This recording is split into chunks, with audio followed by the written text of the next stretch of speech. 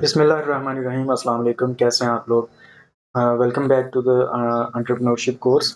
और आज का जो हमारा टॉपिक है that is introduction to entrepreneurial marketing. इसमें आज हम लोग डिस्कस करने जा रहे हैं। नंबर 1 इंट्रोडक्शन इसका थोड़ा सा लेंगे, नंबर 2 डेफिनेशन इसकी पढ़ेंगे और स्कोप थोड़ा सा डिस्कस करेंगे, characteristics and traits of entrepreneurial marketing ये डिस्कस करेंगे, और last one entrepreneurial marketing framework ये थोड़ा सा हम डिस्कस करेंगे। ठीक है जी। तो चलते हैं जी इंट्रोडक्शन की तरफ। What is entrepreneurial marketing? Basically एक ट्रेडिशनल मार्केटिंग जो होती है उसमें हम लोग कुछ टेक्निक्स, कुछ स्ट्रेटजीज हम लोग यूज़ करते हैं, बिजनेसमैन यूज़ करता है to introduce their product in the market. लेकिन यहाँ पर थोड़ा सा डिफरेंस है between traditional marketing and entrepreneurial marketing. और वो डिफरेंस जस्ट इतना सा है कि अगर तो कुछ traditional techniques, traditional strategies use की जा रही हैं अपनी प्रोडक्ट को मार्केट में इंट्रोड्यूस करवाने के लिए, तो वो हमारी सिंपल ट्रेडिशनल मार्केटिंग में फॉल करती है। इसी तरह अगर आपका कोई ऐसा बिजनेस है दैट इज़ एंटरप्रेन्योरल बिजनेस, और एंटरप्रेन्योरल बिजनेस क्या होता है वो हमने पहले इसके बारे में काफ़ी डिटेल में डिस्कस कर लिया हुआ है। अगर एक एंटरप्रेन्योरल बिजनेस है और वो कुछ अपनी स्ट्रेटजीज एंड टेक्निक्स यूटिलाइज करता है, यूज़ करता है to introduce their product in the market, वो डेफिनेटली एक नए तरीके से मार्केट में इंट्रोड्यूस करवाएगा अपनी प्रोडक्ट। जैसा कि आपको पता है कि entrepreneurship is related to creativity and innovation. तो डेफिनेटली यहाँ पर जो मार्केटिंग की जाएगी बाय द एंटरप्रेन्योरल बिजनेस, वो मार्केटिंग भी कोई आम ट्रेडिशनल मार्केटिंग नहीं होगी। उसमें जो स्ट्रेटजीज, जो टेक्निक्स यूज़ की जाएंगी वो भी एक एंटरप्रेन्योरल किस्म की टेक्निक्स एंड स्ट्रेटजीज होंगी। और इसी को हम लोग कहते हैं entrepreneurial marketing. if the strategies and techniques used by the entrepreneurial business to introduce their product in the market, तो वो जो मार्केटिंग होगी बेसिकली वो कहलाएगी एंटरप्रेन्योरल मार्केटिंग। ठीक है। एंटरप्रेन्योरल मार्केटिंग और जो ट्रेडिशनल मार्केटिंग होती है इसमें डिफरेंस जो क्रिएट किया जाता है, वो जो डिफरेंशिएट करती हैं जो चीज़ें, वो होती हैं इनोवेशन, होती है इनोवेशन और एजिलिटी, इसी तरह adaptability and risk taking and creativity. और ये सारे जो काम, ये जो चीज़ें होती हैं, ये एक ट्रेडिशनल मार्केटिंग जो होती है उसमें ये चीज़ें नहीं होती हैं। उसमें जो ट्रेडिशनल, जो पुराने रवायती किस्म के जो तरीक़ाकार होते हैं, उन्हीं तरीक़ाकार को इस्तेमाल करते हुए प्रोडक्ट को लॉन्च किया जाता है। ठीक है। लेकिन एंटरप्रेन्योरल बिजनेस जो होता है वो इनोवेट करता है नए नए तरीके, और नए नए जो रिस्क लेता है, क्रिएटिविटीज़ करता है, और नए मेथड्स या स्ट्रेटजीज़ यूज़ करता है अपनी प्रोडक्ट को मार्केट में इंट्रोड्यूस करवाने के लिए। ठीक है। जैसा कि आप लोगों को पता है कि जब ये ज़ोंग जैसे आया था और जब मार्केट में आया था, तो उन्होंने एक नई टेक्निक यूज़ की थी जो पहले बहुत कम इस्तेमाल हुई थी। और वो टेक्निक ये थी कि डेली बेसिस पे उन्होंने न्यूज़पेपर, उस वक़्त न्यूज़पेपर ज़्यादा चलता था। ये जो सोशल मीडिया मार्केटिंग वगैरह या इंटरनेट जो है ये इतना आम नहीं था। तो उस वक़्त इन्होंने क्या किया कि मेन जो कह लें कि जो मेन सोर्स था मार्केटिंग का, वो अखबार उस वक़्त चला करता था।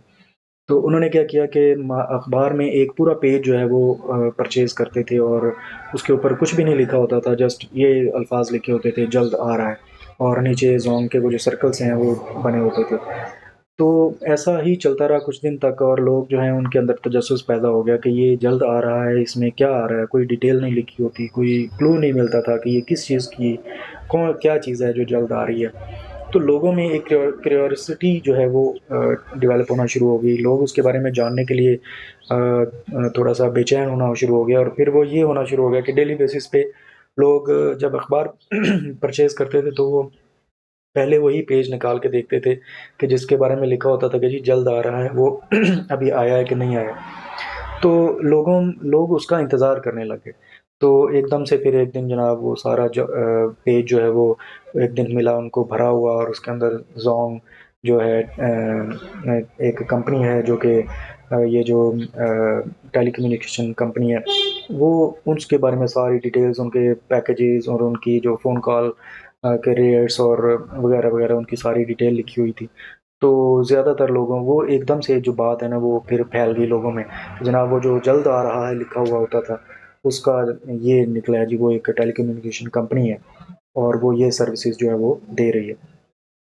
तो ये एक नई टेक्नीक थी जो कि बहुत ज़्यादा पहले इस्तेमाल नहीं होती थी। लोगों में एक इंतज़ार उन्होंने पैदा कर दिया कि लोग वेट करते थे कि क्या चीज़ है जी वो जो जल्द आ रही है। तो this type of strategies and techniques ये जो कहला ये होती हैं ना, ये इस तरह यूटिलाइज़ करना कि जो पहले से इस्तेमाल नहीं हो रही हैं। प्रोडक्ट उन्होंने भी लॉन्च की लेकिन उन्होंने थोड़ा-सा हट के एक तरीका इस्तेमाल किया। तो ये जो मार्केटिंग होती है this type of marketing is called entrepreneurial marketing. तो इसकी डेफिनेशन देखें तो the application of the application of entrepreneurial principles and practices। entrepreneurial principles and practices को इम्प्लीमेंट करना है मार्केटिंग प्रोसेस में। जो एग्जिस्टिंग मार्केटिंग प्रोसेस है उसको नहीं लेके चलना। उसके अलावा जो entrepreneurial marketing principles and practices हैं, मतलब इनोवेटिव किस्म के जो प्रोसेसेस हैं, इनोवेटिव किस्म की जो टेक्निक्स हैं, वो आपने यूटिलाइज़ करनी है और उसको आपने यूटिलाइज़ करते हुए आपने प्रोडक्ट की मार्केटिंग करनी है। तो इस तरह की जो मार्केटिंग है, this type of marketing is called entrepreneurial marketing. अच्छा जी, इसमें इस मार्केटिंग में तरीकाकार वही होता है। ट्रेडिशनल मार्केटिंग में भी अपॉर्चुनिटीज़ फाइंड आउट की जाती हैं और सस्टेनेबल ग्रोथ जो है उसको अटेन किया जाता है, लेकिन एंटरप्रेन्योरल मार्केटिंग में भी यही चीज़ें अडॉप्ट की जाती हैं। मतलब कि अपॉर्चुनिटीज़ फाइंड आउट की जाती हैं और सस्टेनेबल ग्रोथ भी अचीव करने की कोशिश की जाती है।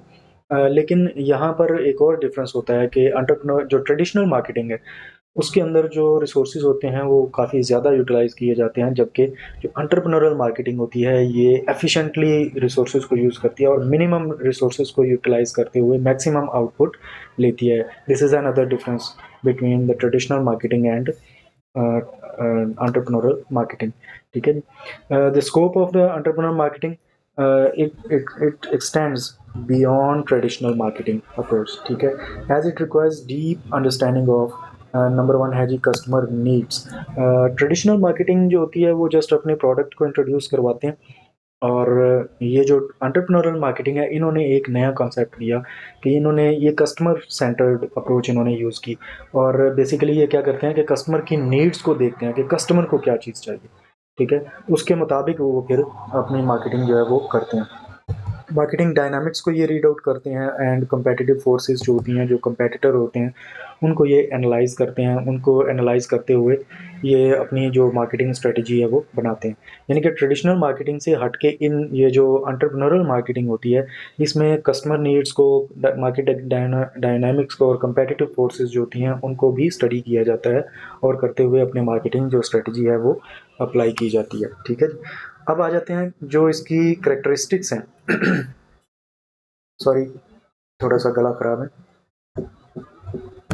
करेक्टरिस्टिक्स जो हैं वो हमारी जो एंटरप्रेन्योरल मार्केटिंग है इसकी जो करेक्टरिस्टिक्स हैं उनको देख लेते हैं जी वन बाय वन के उसमें कौन कौन सी चीज़ें करेक्टरिस्टिक्स और एंटरप्रेन्योर ट्रेड्स हैं। तो इसमें नंबर वन है जी, एक तो एजिलिटी है। एजिलिटी का क्या मतलब होता है कि जो एंटरप्रेन्योरल मार्केटिंग है यहाँ पर क्विक रिस्पांस दिया जाता है। कोई भी कस्टमर की तरफ से जो भी फीडबैक आता है उसका रिस्पांस दिया जाता है, और वो रिस्पांस जो है वो पॉजिटिव नेगेटिव फीडबैक को कवर करने के लिए होता है।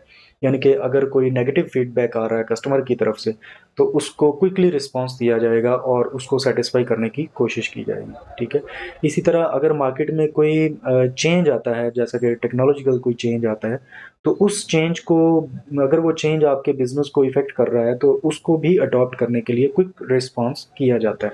इसी तरह मार्केट में जो भी चेंजेस आती हैं, जो भी फीडबैक आता है, उसका क्विक रिस्पांस दिया जाता है इन एंटरप्रेन्योरल मार्केटिंग, जबकि ट्रेडिशनल मार्केटिंग में ऐसा नहीं होता है। ठीक है, उसके बाद है फ्लेक्सिबिलिटी। फ्लेक्सिबिलिटी मीन्स के आपका जो बिजनेस है that should have an ability to adopt new changes. ठीक है, इसके बाद है क्रिएटिविटी। क्रिएटिविटी का तो आपको पता ही है, जो एंटरप्रेन्योर, अगर एंटरप्रेन्योरशिप का लफ्ज़ या एंटरप्रेन्योरल का लफ्ज़ जो है किसी चीज़ के साथ लग जाता है तो वहाँ पर क्रिएटिविटी का आना मस्ट हो जाता है। इनोवेटिव जो वेज हैं उनका आना मस्ट हो जाता है। तो क्रिएटिविटी का मतलब है कि एंटरप्रेन्योरल मार्केटिंग में कोई नए जो तरीके हैं उनको यूटिलाइज़ किया जाता है। इनोवेटिव किस्म के जो मेथड्स हैं उनको यूटिलाइज़ किया जाता है to introduce their product in the market. इसी तरह कस्टमर प्रॉब्लम्स जो हैं उनको सामने रखते हुए मार्केटिंग की जाती है। जो कस्टमर, जैसा कि आप लोग देखते हैं आजकल मार्केटिंग जो हो रही है, जो आप लोगों को एड्स वगैरह नज़र आ रहे हैं, तो उसमें आप लोगों को जो प्रोडक्ट दिखाई जा रही होती है, उस प्रोडक्ट में बेसिकली आपको स्पेशली बताया जा रहा होता है कि ये जो प्रोडक्ट है ये आपके फ़लाँ प्रॉब्लम को सॉल्व करता है, ठीक है? उसकी ये चीज़ें कस्टमर की जो प्रॉब्लम्स हैं उनको मद्देनज़र रखते हुए मार्केटिंग की जा रही होती है।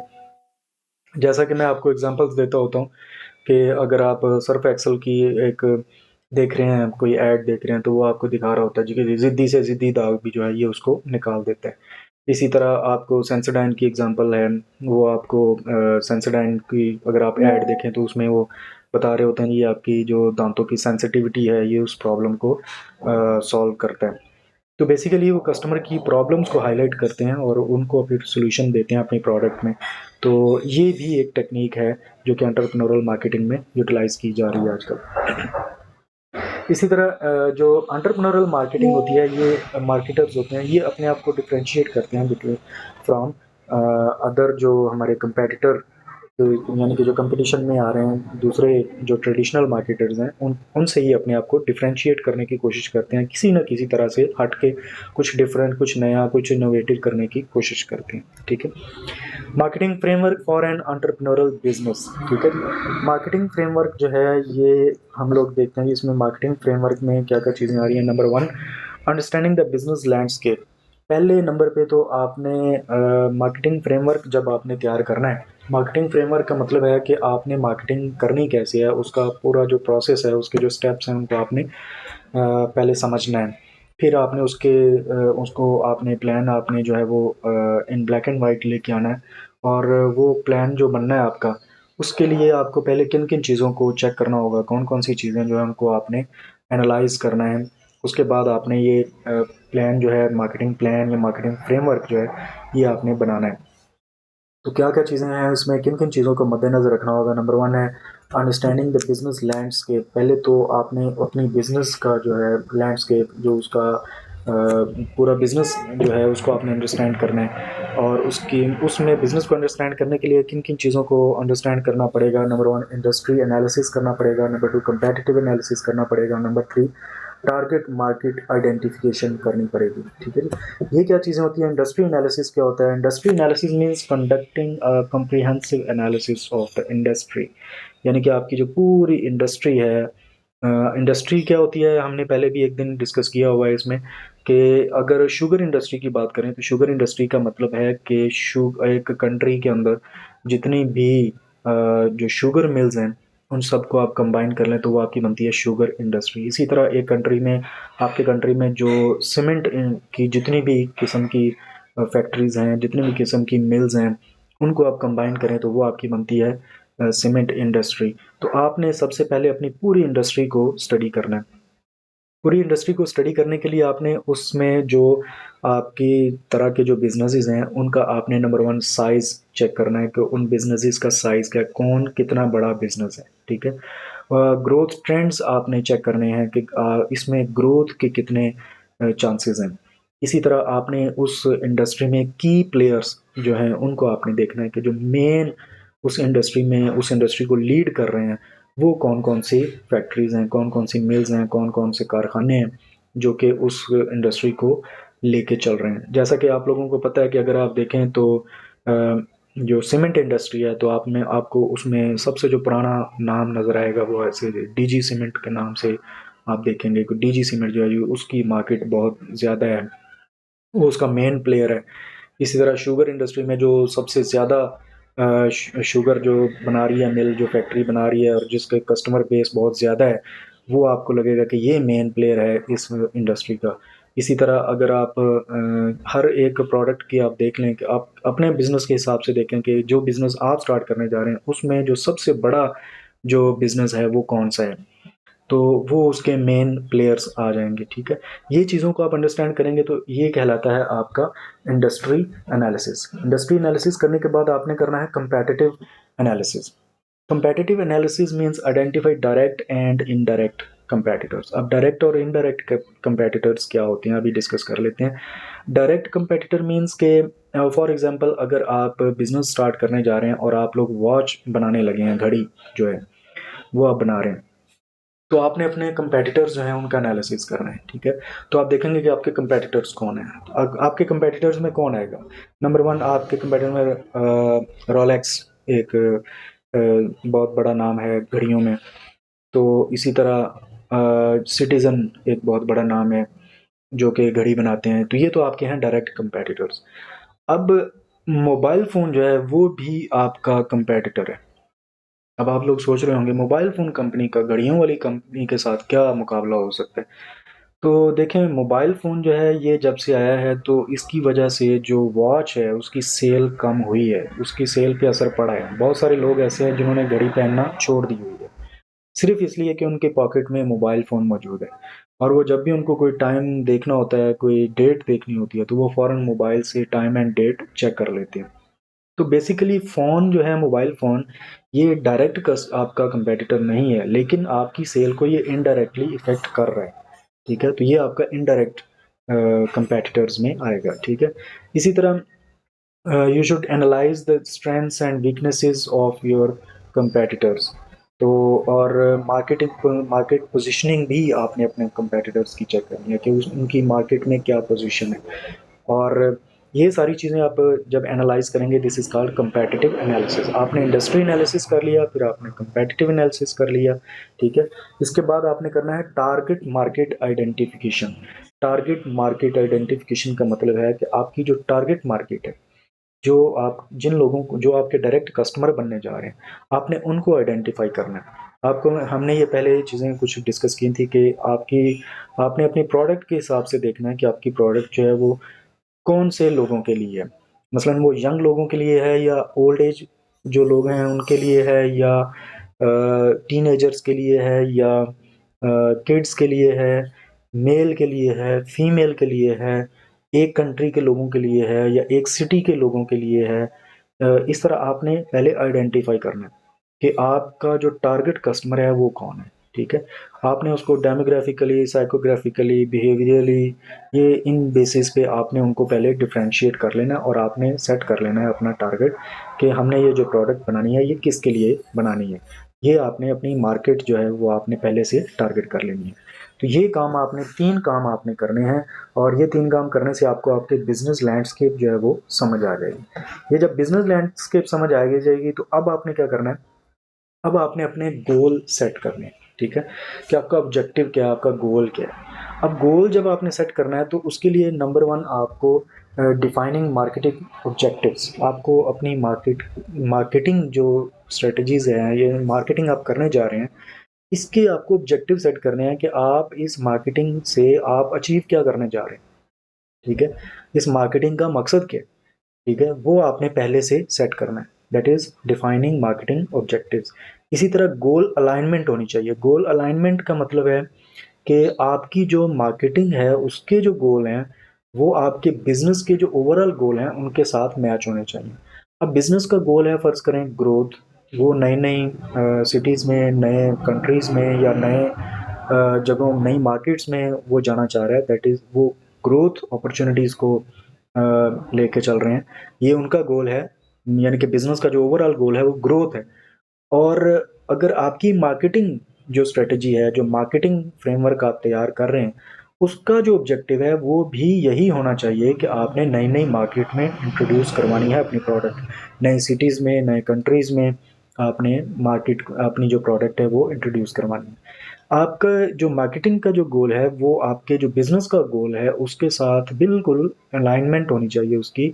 उस वो कॉन्ट्राडिक्टरी नहीं होने चाहिए, आपस में एक दूसरे के मुखालिफ नहीं होने चाहिए। यानी कि आपके बिजनेस का तो गोल है वो तो न्यू मार्केट आइडेंटिफाई करना है, जबकि मार्केटिंग जब आप फ्रेमवर्क बना रहे हैं तो उसका जो गोल है वो आपने रखा हुआ है सेल्स, जो है वो प्रॉफिट, प्रॉफिट इंक्रीज आपने करना है। तो आपका मार्केटिंग का फ्रेमवर्क जो बना रहे हैं उसका जो गोल है वो एक प्रॉफिट मैक्सिमाइजेशन की तरफ जा रहा है, जबकि आपका जो बिजनेस का ओवरऑल गोल है वो ग्रोथ अपॉर्चुनिटीज फाइंड आउट करना है। तो ये तो गोल ही आपस में मैच नहीं हो रहे। तो ये आपने ध्यान रखना है कि जब आपने अपना गोल सेट करने हैं, अपने मार्केटिंग, बेसिकली याद रखें हम लोग जो मार्केटिंग, एंटरप्रेन्योरल मार्केटिंग का जो टॉपिक है वो डिस्कस कर रहे हैं। तो आपका जो एंटरप्रेन्योरल मार्केटिंग का जो गोल है that should be in align with overall goal of the business. ठीक है। इसी तरह ये जो आपने गोल सेट करना है, डिफाइनिंग मार्केटिंग ऑब्जेक्टिव्स, जो आपने ऑब्जेक्टिव या गोल आपने सेट करना है, that should be smart. Smart मतलब SMART। ठीक है। ये करेक्टरिस्टिक्स होती हैं गोल की, जो आपने ऑब्जेक्टिव सेट करना है वो उसकी पांच करेक्टरिस्टिक्स उसमें होनी चाहिए। कौन सी पांच characteristics? Number one, S. S means कि ये स्पेसिफिक होना चाहिए। आपका जो मार्केटिंग का ऑब्जेक्टिव है वो स्पेसिफिक होना चाहिए, कंफर्म होना चाहिए, पता होना चाहिए कि हम लोग क्या करना चाह रहे हैं। हम लोग ग्रोथ लेने जा रहे हैं, या हम लोग प्रॉफिट मैक्सिमाइजेशन की तरफ जा रहे हैं, या हम लोग क्या करने जा रहे हैं। जो जो आपका ऑब्जेक्टिव है वो बिल्कुल क्लियर स्पेसिफिक होना चाहिए। ठीक है। एस के बाद आ जाता है एम। ठीक है। एम का मतलब होता है मेजरेबल। आपका जो गोल है, ऑब्जेक्टिव है, दैट शुड बी मेजरेबल। आप उसको मेजर कर सकें कि आपने कितना गोल अचीव कर लिया है। आप जो जो आपने ऑब्जेक्टिव्स रखे थे वो आपने कितने उसको अचीव करने में कितने परसेंट आप लोग सक्सेसफुल हुए हैं। एस एम के बाद आ जाता है ए। ए स्टैंड्स फॉर अचीवेबल, यानी कि गोल या ऑब्जेक्टिव ऐसा होना चाहिए कि वो अचीवेबल भी हो। ठीक है। यानी कि ऐसा नहीं होना चाहिए कि जो आप अचीव ही नहीं कर सकते, आपने बहुत हाई गोल, हाई ऑब्जेक्टिव रख लिए और वो आपके बाद में अचीवेबल ही ना हो। यानी कि आपने मार्केट में एंटर होते ही पहला ऑब्जेक्टिव आपने मार्केटिंग का ये रख लिया कि जनाब हमने जो अपनी जो सेल है वो हमने अपने जो इस मार्केट का, इस पूरे इंडस्ट्री का जो मेन प्लेयर है, हमने उससे 10 गुना ज़्यादा करनी है। तो ये तो मतलब हो सकता है, चांसेस हैं इसके, लेकिन ये एक आपने ऐसा गोल सेट कर दिया हुआ है अपनी मार्केटिंग टीम के लिए कि जो कि अभी ऐसा लगता है कि वो अचीवेबल नहीं है। तो मार्केटिंग टीम जो है वो इससे डिसहार्ट भी हो सकती है, और डिसहार्ट टीम के साथ आपको गोल अचीव करना ये काफ़ी मुश्किल हो सकता है। तो एस मतलब स्पेसिफिक गोल होना चाहिए, एम मतलब मेजरेबल होना चाहिए, ए मतलब अचीवेबल होना चाहिए, आर मतलब रेलिवेंट होना चाहिए। ठीक है। और टी मतलब टाइम बाउंड होना चाहिए। ये सारी उसके अंदर करेक्टरिस्टिक्स होनी चाहिए, और इस ये करेक्टरिस्टिक्स को मद्देनजर रखते हुए आपने अपना गोल, मार्केटिंग, एंटरप्रेन्योरल मार्केटिंग जो है उसका गोल आपने सेट करना होता है। ठीक है। उसके बाद नंबर 3 भी आ जाए। जब आपने क्लियर ऑब्जेक्टिव भी रख लिया, आपने बिजनेस को भी समझ लिया, और अब आप आ जाते हैं जनाब नंबर 3 पे, crafting a unique value proposition. आपने यूनिक वैल्यू प्रपोज करनी है अपने कस्टमर को। यानी कि मार्केटिंग जो आपकी जा रही है, एंटरप्रेन्योरल मार्केटिंग, उसमें आपने अपनी जो यूनिक जो बेनिफिट है, वो आपने इंट्रोड्यूस करवाने हैं अपने प्रोडक्ट के। वो यूनिक बेनिफिट्स आपने इंट्रोड्यूस करवाने हैं। किसको इंट्रोड्यूस करवाने हैं? अपने टारगेट ऑडियंस को, टारगेट कस्टमर जो है। आप जब तक उनको बताएंगे नहीं कि आपकी प्रोडक्ट उनको क्या क्या बेनिफिट दे सकती है, क्या यूनिक बेनिफिट दे सकती है। यूनिक बेनिफिट मीन्स के जो बेनिफिट आपकी प्रोडक्ट, एग्जिस्टिंग प्रोडक्ट्स हैं जो आपके मुकाबले में है, वो प्रोडक्ट्स जो हैं वो आप वो वाला बेनिफिट अगर आपके कस्टमर को नहीं दे रही, जो आपकी प्रोडक्ट से उनको मिल सकता है, तो वो आपका जो प्रोडक्ट का बेनिफिट है, that is called unique benefit. ठीक है। कुछ हट के आपकी प्रोडक्ट ऐसा बेनिफिट दे रही है जो कि एग्जिस्टिंग प्रोडक्ट्स आपके कस्टमर को नहीं दे रही, तो उसको हम बोलते हैं कि दिस इज यूनिक बेनिफिट, या इसको हम लोग बोलते हैं यूनिक वैल्यू प्रोपोजिशन। तो आपने ये प्रपोज करनी है अपने कस्टमर को। तो उसके लिए 3 स्टेप आपको करने होंगे। Number 1, understanding customer needs. सबसे पहले तो आप देखें कि आपका कस्टमर जो है उसकी ज़रूरत क्या है, जो उसके पेन पॉइंट्स हैं, जहाँ पर वो कस्टमर प्रॉब्लम में है, वो आपने आइडेंटिफाई करना होता है। उसके बाद आपने कस्टमर की प्रेफरेंसेस जो हैं वो देखनी होती हैं। कस्टमर किस चीज़ को प्रेफ़रेंस करता है, और उसकी कस्टमर की आपने वो नीड्स फाइंड आउट करनी होती हैं जो अभी तक अनमेट हैं, जो कि अभी तक फुलफ़िल नहीं हुई हैं, जो एक्जिस्टिंग प्रोडक्ट्स जो हैं वो उसको फुलफ़िल नहीं कर पा रहे हैं। ठीक है? तो ये 3 चीज़ें आपने आइडेंटिफ़ाई करनी है। नंबर 1, आपने पेन पॉइंट्स देखने हैं, प्रॉब्लम कहाँ पे कस्टमर को, उसकी प्रेफ़रेंसेस क्या हैं, और उसकी अनमेट नीड्स कौन-कौन सी हैं। ठीक है? इनसे आपको पता चल जाएगा कि कस्टमर क्या चाहता है। वो जो चाहता है वो आपकी आपको बताएगा कि आपने प्रोडक्ट अपनी कैसे बनानी है, ताकि वो उसकी नीड्स को, उसकी प्रेफरेंसेस को, उसके पेन पॉइंट्स को कवर कर सके। और जब उसकी कस्टमर की पेन पॉइंट्स, नीड्स, प्रेफरेंसेस तीनों चीज़ें अब उसकी कवर हो रही होंगी आपके प्रोडक्ट में, तो वो डेफिनेटली आपके प्रोडक्ट को प्रेफर करेगा और वो परचेज करेगा। ठीक है। तो ये आपने क्या किया जी, कस्टमर नीड्स को आपने अंडरस्टैंड करना है। फिर नंबर 2 पे आ जाए, value proposition development. Development means value proposition. Development means develop a compelling value proposition that clearly articulates the unique benefits and value offered by the business products or service. यानी कि आप अपनी product या service की जो भी benefits हैं वो क्लियरली आपने कम्युनिकेट करने हैं अपने कस्टमर को, ताकि उसको पता भी चले। आपने अगर उसके पेन पॉइंट्स भी कवर कर लिए, उसकी प्रेफरेंसेस भी आपने कवर कर ली, आपने उसकी नीड्स को मद्देनजर रखते हुए अपनी प्रोडक्ट जो आपने परफेक्ट डेवलप कर ली, लेकिन प्रोडक्ट परफेक्ट बनाने के बाद जब तक आप उस कस्टमर को बताएंगे नहीं कि ये प्रोडक्ट जो है ये आपके काम की है, ये आपकी प्रेफरेंस है, ये आपकी पेन पॉइंट्स को कवर करती है, ये आपकी नीड्स को कवर करती है, तो जब तक उसको कम्युनिकेट नहीं करेंगे तो वो कस्टमर कभी भी आपका कस्टमर नहीं बनेगा। वो टारगेट ऑडियंस ही रहेगी, वो आपका कस्टमर नहीं बनेगा। But you have to convert your target audience to your customer. तो कस्टमर जब तक नहीं बनेगा तो आपको उसका कोई फ़ायदा नहीं है। तो वैल्यू जो आप दे रहे हैं कस्टमर को, वो आपने उसको कम्युनिकेट भी करनी है। तीसरे नंबर पे क्या करना है आपने, कंपेटिटिव डिफरेंशिएट डिफरेंशिएशन। ठीक है, what does it means? It means identify की points of differentiation from competitors. ठीक है, तो प्रोडक्ट देखें आपकी में, आपकी प्रोडक्ट में क्या चीज़ें हैं, उसकी प्रोडक्ट में क्या चीज़ें हैं। तो जो आपकी प्रोडक्ट में डिफरेंट चीज़ें हैं वो आपने कम्युनिकेट करनी है अपने कस्टमर को, and you have to incorporate them into the value proposition to stand out in the market. ठीक है, अच्छा जी, इसके बाद आपने डेवलपिंग नंबर 4, आपने 3 अभी तक काम कर लिए हुए हैं। नंबर 1 आपने इंडस्ट्री का आपने एनालिसिस कर लिया हुआ है, बिजनेस लैंडस्केप को समझ लिया हुआ है, ऑब्जेक्टिव सेट कर लिए हुए हैं। अब आपने क्या करना है, डेवलपिंग टारगेटेड मार्केटिंग स्ट्रेटजीज। ये जो स्ट्रेटजीज हैं टारगेटेड मार्केटिंग स्ट्रेटजीज, ये आपने अपनी मार्केटिंग के अंदर इंडक्ट करनी है। ये टारगेटेड मार्केटिंग स्ट्रेटजीज क्या है? पहले नंबर पे तो आपको ये समझ लें कि you have to find out your target audience. हमने अभी अभी पढ़ लिया कि आपने टारगेट कर लिया जी कि आपका जो टारगेट कस्टमर है वो किड्स हैं, और वो किड्स हैं जी जिनकी एज है बिटवीन 6 to 15 ईयर्स। ठीक है, ये मतलब कोई भी आप छोटे बच्चे भी रख सकते हैं, 5 to 10 ईयर्स, या टोडलर्स रख सकते हैं, जो भी आपका टारगेट ऑडियंस है पहले आपने वो सिलेक्ट कर ली। ठीक है, तो अब आपने ऐसी स्ट्रेटजीज यूज़ करनी है जो डायरेक्ट आपकी कम्युनिकेशन करवाएं, जो डायरेक्ट आपकी प्रोडक्ट को इंट्रोड्यूस करवाएं उन लोगों को जो कि आपके टारगेट ऑडियंस हैं। अब 6 साल का अगर बच्चा है वो आपका टारगेट ऑडियंस है, तो आप उसको कैसे कम्युनिकेट कर सकते हैं, आप उसको कैसे बता सकते हैं कि ये प्रोडक्ट आपके लिए बनी है भाई। तो अब आपको यहाँ पर देखना होगा कि बेसिकली 6 साल का बच्चा जो है वो खुद से तो अपनी प्रोडक्ट परचेज नहीं करेगा। अब 6 साल का जो बच्चा है, आपका टारगेट ऑडियंस तो है लेकिन आप वो परचेज नहीं कर सकते, वो आपका कस्टमर नहीं है। तो आपको बेसिकली उसके पेरेंट्स को आपको टारगेट करना होगा जो उसके लिए प्रोडक्ट्स परचेज करते हैं। तो आपने टारगेट मार्केटिंग में ये चीज़ें ध्यान में रखनी है। तो आपकी जो टारगेट ऑडियंस है उसको आपने कैसे कम्युनिकेट करनी है अपनी प्रोडक्ट। ठीक है, तो इस ये काम करने के लिए, यानी कि टारगेट मार्केटिंग स्ट्रेटजीज लगाने के लिए, डेवलप करने के लिए, पहले सबसे पहले तो आपने क्या करना है, सेगमेंट द मार्केट। पहले तो आपने मार्केट के सेगमेंट्स बना लेने हैं, हिस्से बना लेने हैं। ठीक है, what does it means? It means divide the target market into distinct segments based on relevant criteria such as demographic, behavior, geographic।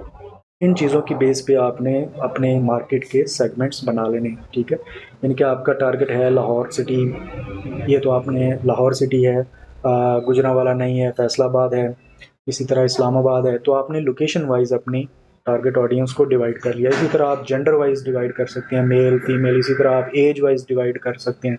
ठीक है, तो इस तरह आपने डिवाइड कर लेना है पहले अपनी मार्केट को। ठीक है, उसके बाद आपने क्या करना है, targeting. Targeting means select the most attractive market segment. आपने जब सेगमेंट्स बना लिए हैं तो आप इसमें से जो मोस्ट अट्रैक्टिव है, means you have selected Lahore, Islamabad and Faisalabad. अब आपने देखना यह है कि मोस्टली आपकी ऑडियंस कहाँ पे है, मोस्टली आपके कस्टमर कहाँ से बन सकते हैं। लाहौर से बन सकते हैं, फैसलाबाद से बन सकते हैं, या इस्लामाबाद से बन सकते हैं। ठीक है, तो वो आपने एरिया जो है वो आपने सिलेक्ट करना है, उसको आपने टारगेट करना है। ठीक है, और इसी तरह आपने ये देखना होता है कि maximum from where you can get maximum sale, from where you can align your objectives with the goals of the your business. Positioning, उसके बाद आपने टारगेटिंग कर ली।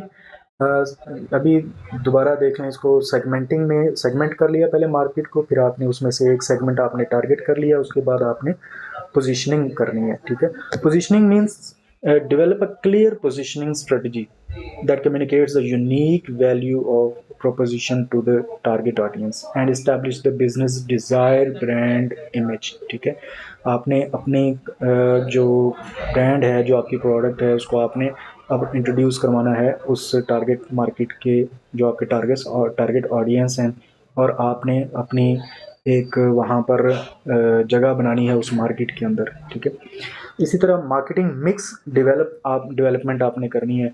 मार्केटिंग मिक्स में वैसे तो इसमें 4 P's काउंट होते हैं, यानी कि मार्केटिंग मिक्स का मतलब है कि आपने मार्केटिंग में 4 पॉइंट्स को जहन में रखना है। नंबर 1 आपकी प्रोडक्ट, नंबर 2 आपकी प्राइस, प्रोडक्ट की price, number 3 place, and number 4 promotion. ये 4 P's कहलाते हैं। ठीक है, मीन्स के आपने जब अपनी मार्केट में आपने जाना है, इंट्रोड्यूस करवाना है किसी चीज़ को, तो उसके लिए जो प्लान आप बना रहे हैं उसमें सबसे पहले तो आपकी प्रोडक्ट होनी चाहिए। जो आपका प्रोडक्ट है, प्रोडक्ट होगी तो आप उसको कम्युनिकेट कर पाएंगे।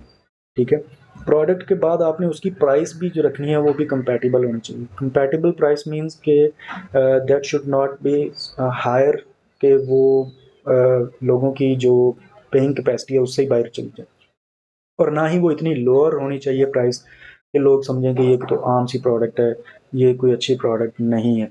समटाइम ऐसा भी होता है, प्रोडक्ट का लो प्राइस रखने की वजह से भी लोग उसको परचेज नहीं करते। इसी तरह प्लेस आपने सेलेक्ट करनी होती है, इसी तरह प्रमोशनल स्ट्रेटजीज आपने सेलेक्ट करनी होती है। 4 P's होते हैं।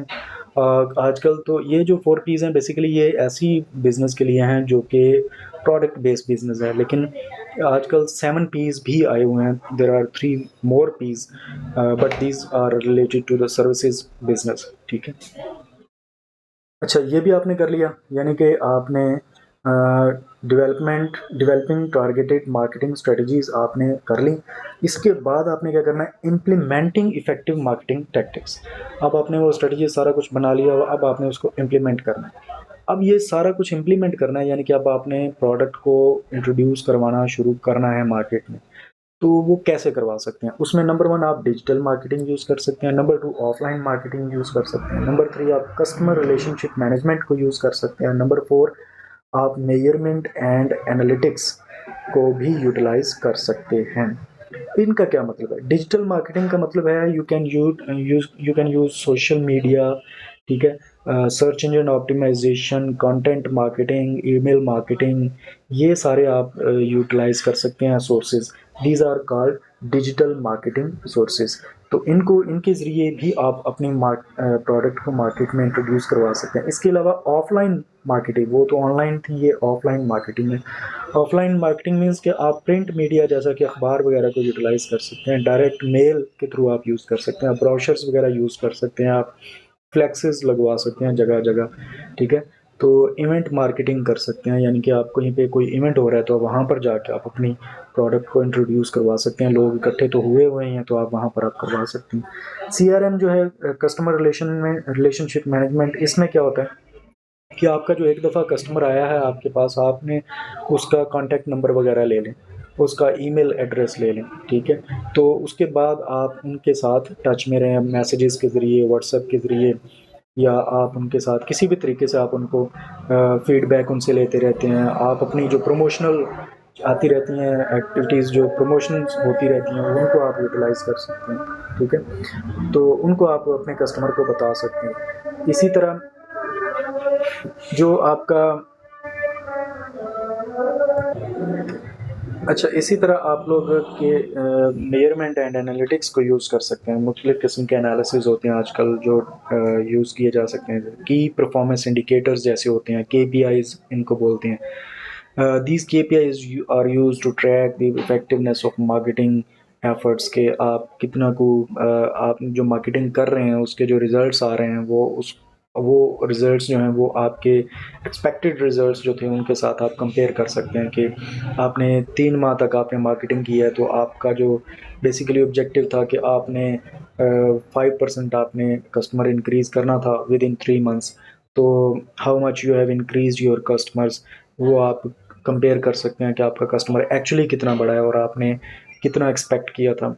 तो ये इस तरह आप लोग कंपैरिजन करके भी आप अपने मार्केटिंग जो स्ट्रेटजीज हैं उनको आप डेवलप कर सकते हैं, यूटिलाइज कर सकते हैं, ऑप्टिमाइज कर सकते हैं, ठीक है।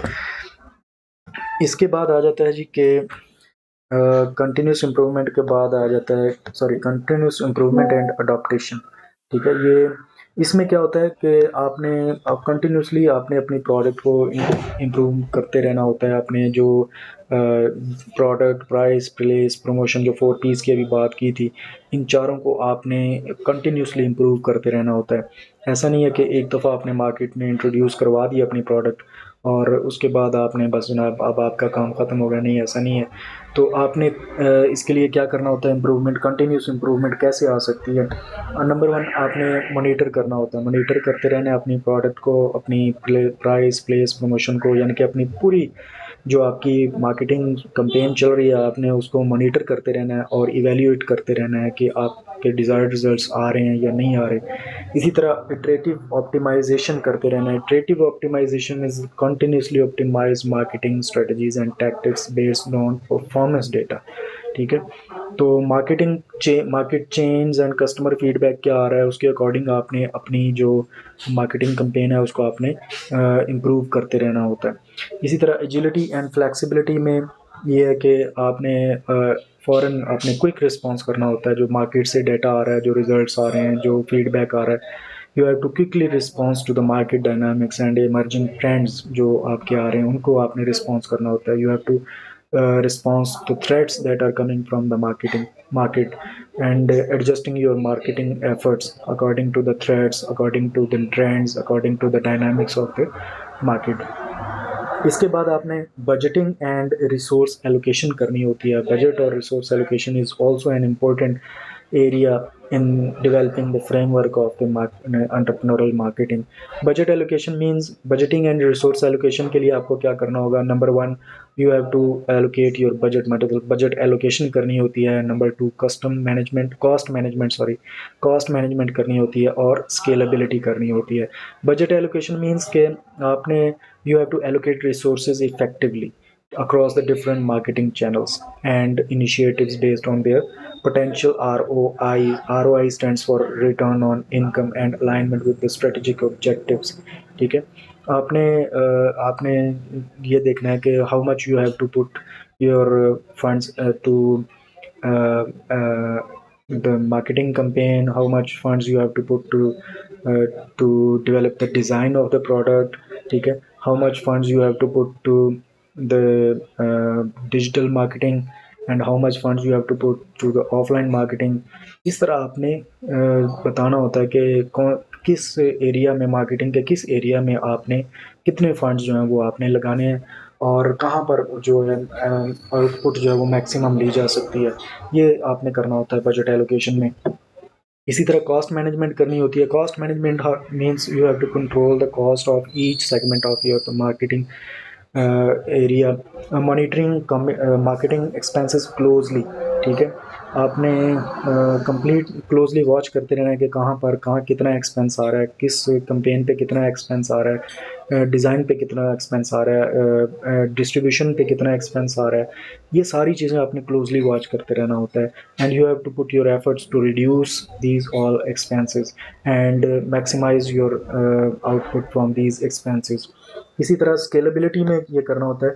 Scalability means the plan marketing activities with scalability in mind, ensuring that the chosen strategies and tactics can be scaled up or down as needed to accommodate the change in the business growth and market condition। जैसे जैसे market conditions change होंगी you have to change your strategies, ठीक है। You should be able to increase और decrease your marketing campaign budget and marketing activities इसी तरह आप जो ऑब्जेक्टिव्स हैं उनको आप लोगों को जो है वो चेंज करने की पोजीशन में होना चाहिए. That should be flexible. You should be in a position to optimize or increase the level of your goals, and as if needed you should be able to decrease the objectives. जैसा कि अभी corona आया था, तो corona में काफ़ी सारे जो ऑब्जेक्टिव्स जो गोल सेट किए हुए थे लोगों ने, वो डिक्रीज़ करने पड़े. कुछ ने इंक्रीज, कुछ लोगों के इंक्रीज़ भी हुए और कुछ के डिक्रीज़ भी हुए. तो according to the condition of the market you should be able to increase और डिक्रीज अप और डाउन योर मार्केटिंग कैंपेन. तो ये सारा कुछ था हमारे आज के टॉपिक में. इसमें अगर आपका कोई क्वेश्चन है तो यू कैन आस्क. यहाँ पर भी आप पूछ सकते हैं क्वेश्चन, मतलब कि वीडियो के नीचे कमेंट करके पूछ लें, या कुछ लोगों के पास मेरा पर्सनल नंबर है, you can ask directly from me.